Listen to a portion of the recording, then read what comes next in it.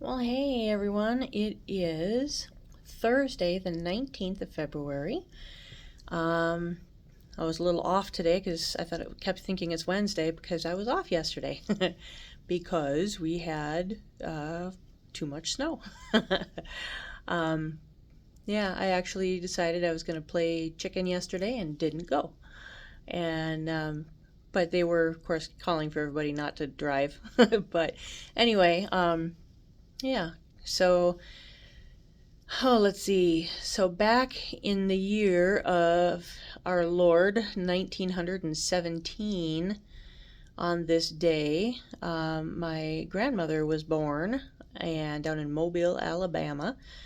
Um, so yeah, she would have been 109, 17, yeah, 109 today. It's crazy. That's crazy. But yeah, she was an absolutely amazing woman. Absolutely amazing. Um, in fact, I'm looking right here. Let me turn this around real quick so you can see it. I've got her obit sitting there watching me. Yeah, I have that sitting right there. So when I need a little help and a little encouragement, I just look over and I see her sitting there smiling at me. So, um, but yeah, she was just an absolutely amazing woman. Um, as time goes on, I realize just how much I didn't ask when she was still. Of course, I was 13 when she passed, and at that age, you don't really usually have that mindset of I need to get everything I can out of this woman, knowledge wise, because you don't know when the last time is going to be. Um, and I would like to think that I would like to think that I'm doing okay by her. It's she's one of the people that I absolutely adore and I absolutely look up to. Someone who I would love to be just like. um, I mean, if I could be half the woman that she was, I would be thrilled. um, gosh, she was a volunteer. She was a business owner. She was divorced back in the probably late 50s. Back when it wasn't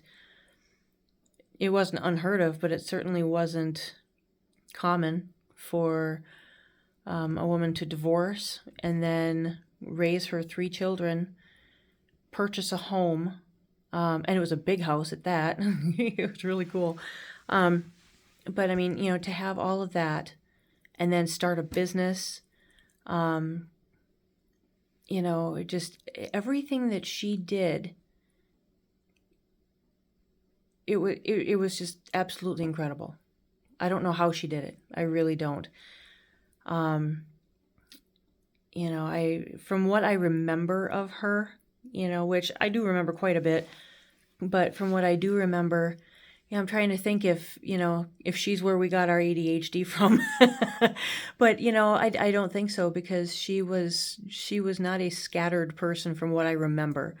I could be very off because I don't, at that time I guess I wasn't really paying attention to if she was scattered, and I was already scattered, so I wouldn't have known. But she's just an absolutely amazing woman. So yeah, so the 19th of February was her birthday.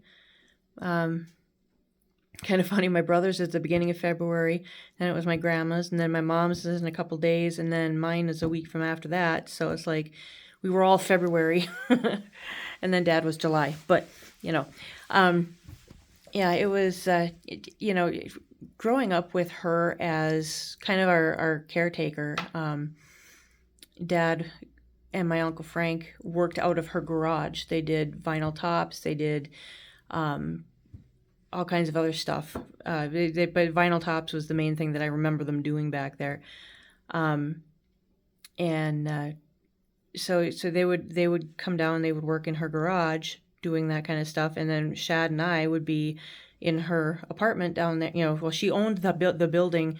She lived on the first floor, and then second floor and third floor were each apartments, and then the basement, she had an apartment down there as well.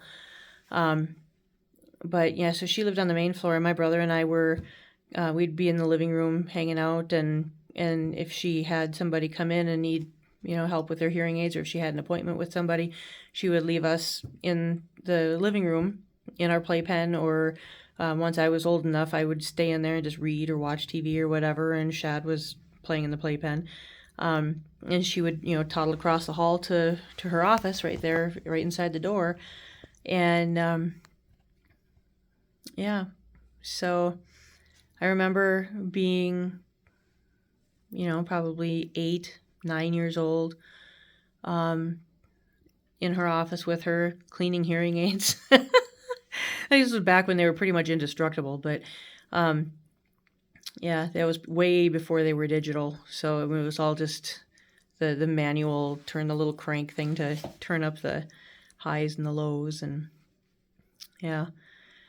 But God, I remember doing that. I remember playing with the batteries. And at that time, I think they were still mercury.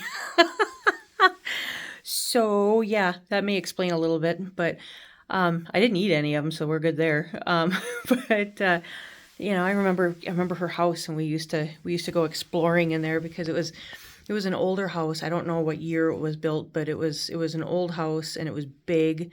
I remember she had like a staircase going from her back porch all the way up to the almost to the roof, and Shad and I used to go over, and it was all outside, but like outside, but underneath things, and so it was it was really cool. And then there was a little door down the basement that would, if you went out through that little door, you ended up out underneath her front porch, which was enclosed. So that was a little weird. There was a room right at the bottom of her basement stairs.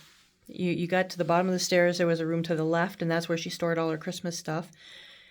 And then there was a room straight ahead, and then to the right of that room was the opening for the apartment that was down there. And I don't even think it was a legal apartment, but, we lived in it for about a year. But the wall between that apartment and the storage room next to it was about 5 feet thick. So we always had this little thing of who's buried in there. That was interesting. Her basement actually had a sub-basement underneath it. I never went down there, but I guess that was kind of cool. Yeah, she had all these different weird, cool things in that house that we used to play with and discover and all of that stuff. So, yeah. But I tell you what, she was, she was an absolute ideal image of a Christian. She was absolutely perfect. I'm sure she wouldn't say so, but in my eyes, she was, and I'm sure, and I know she was in other people's eyes as well. But she, I remember when she'd get upset with us though, because she got us a God book. That's what I called it, the God book. It wasn't a Bible, but it was a kid's book about God. And I got mad one time and I threw the God book.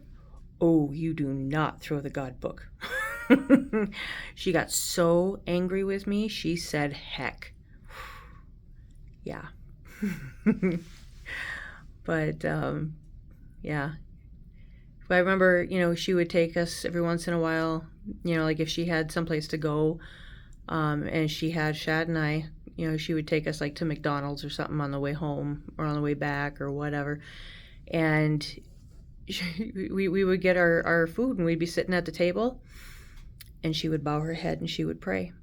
And I used to be so embarrassed, but I tell you what, I do it too. I do it too. And yeah, so I just think it's not something that she didn't say, everybody look at me, I'm praying. No, it was just, this is what I do, this is who I am. I don't need to be loud about it. That's who I am. And I loved that about her. The older I get, the more I appreciate everything that she was, everything that she did. Yeah. So, anyway, yeah, she would have been 109 today. That's incredible. So, happy birthday to my grandma up there. If Jesus is sitting at the right hand of God, she was sitting on his left.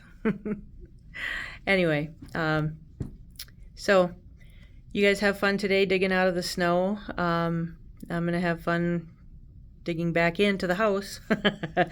But yeah, so anyway, love you guys. Have a great rest of your day. Bye.